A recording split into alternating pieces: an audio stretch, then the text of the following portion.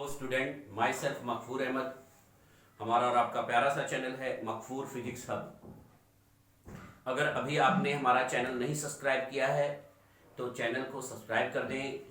अगर आपको वीडियो पसंद आती है तो लाइक बटन प्रेस कर दें और बेल आइकॉन प्रेस करना ना भूलें, जिससे जो भी न्यू वीडियोस हम अपलोड करें उसका नोटिफिकेशन आपको मिलता रहे। बेटा, क्लास 11th में ऑस्किलेशंस वाले चैप्टर में एनसीईआरटी में ऑस्किलेशंस करके एक चैप्टर है आपका, चैप्टर नंबर 14। उसमें हम लोग सिंपल हार्मोनिक मोशन के बारे में पढ़ रहे थे। एसएचएम, जिसको शॉर्ट में एसएचएम कहते हैं। हमने आपको displacement equation in SHM, SHM क्या है, displacement equation in SHM, velocity in SHM explain कर दिया था।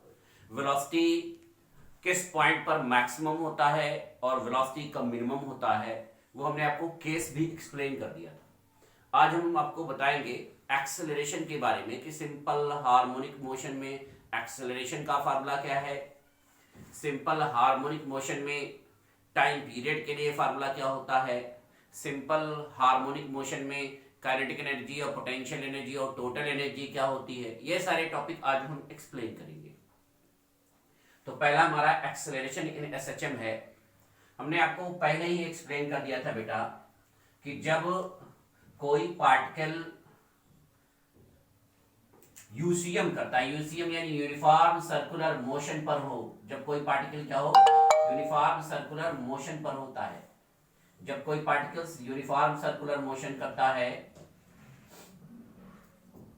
मान लीजिए कोई पार्टिकल सर्कुलर पाथ पर कांस्टेंट स्पीड से मूव कर रहा है, कोई पार्टिकल सर्कुलर पाथ पर कांस्टेंट स्पीड से मूव कर रहा है। ये इसका डायमीटर हो गया, ये इसका डायमीटर हो गया।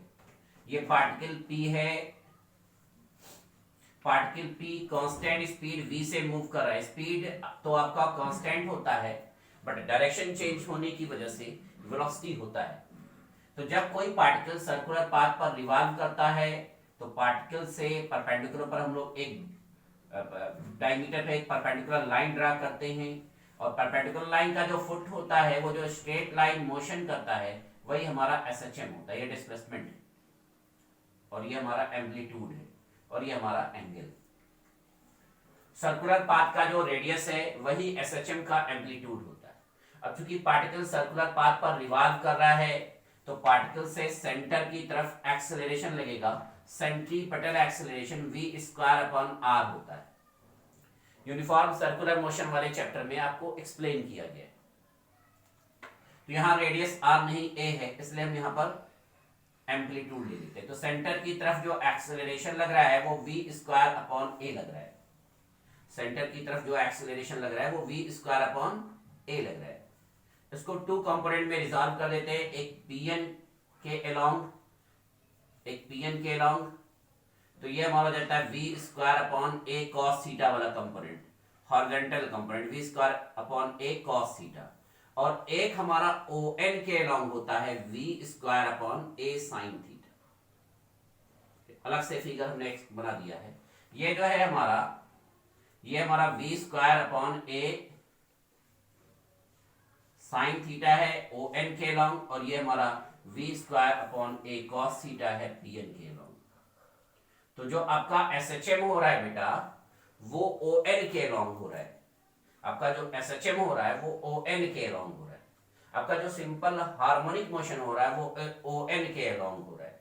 तो एक्सेलरेशन को हम अल्फा कंसीडर कर लेते हैं। Let the acceleration in SHM, let the acceleration in SHM,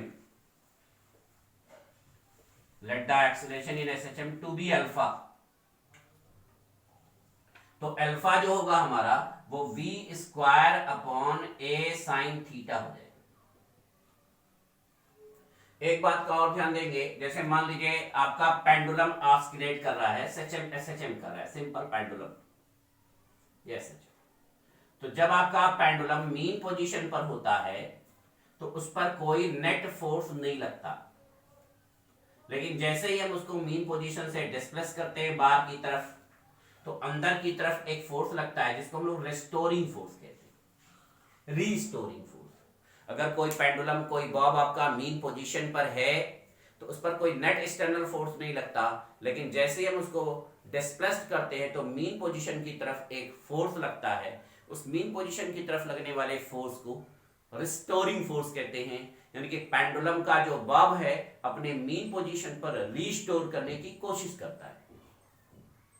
अब ये जो फोर्स है वो अंदर की तरफ लग रहा है, बॉडी डिस्प्लेस्ड हो रही बाहर की तरफ, तो फोर्स जो है वो डिस्प्लेसमेंट के डायरेक्टली प्रोपोर्शनल होता है, बट अपोजिट। फोर्स और डिस्प्लेसमेंट का डायरेक्शन अपोजिट है, इसलिए जो रिस्टोरिंग फोर्स है, एसएचएम का ये कंडीशन है, एसएचएम का ये कंडीशन है कि जो रिस्टोरिंग फोर्स है वो मीन डिस्प्लेसमेंट के डायरेक्टली प्रोपोर्शनल होगा और मीन डिस्प्लेसमेंट के अपोजिट डायरेक्शन में होगा।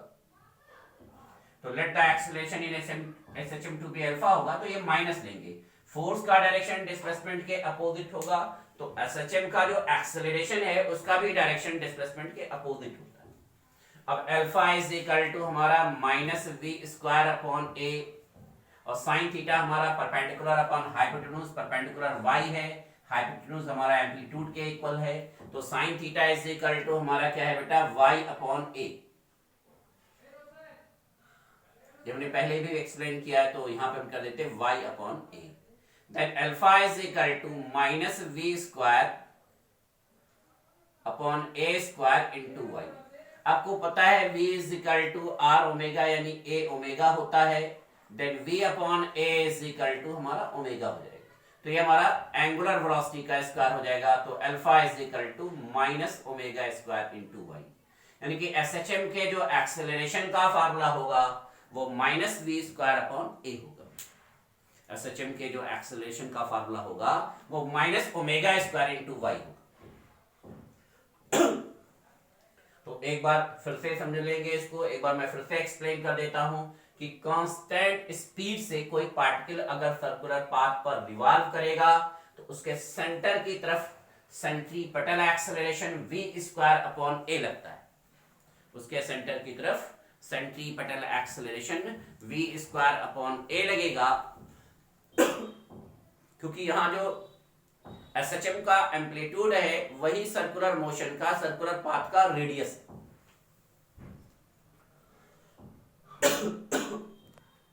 तो हम